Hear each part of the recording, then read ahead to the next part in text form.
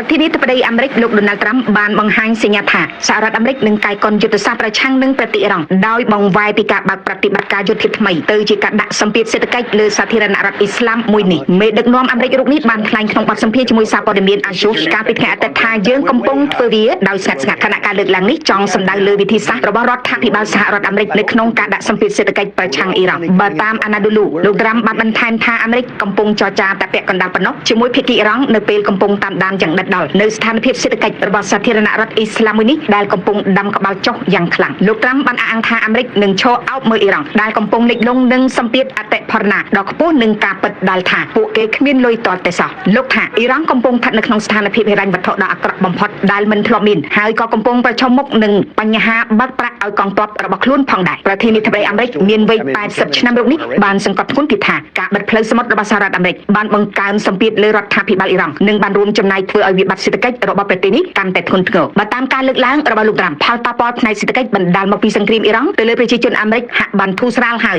ខណៈពេលដែលតម្លៃប្រេងបានធ្លាក់ចុះមកនៅត្រឹម$75ក្នុង1បារ៉ែល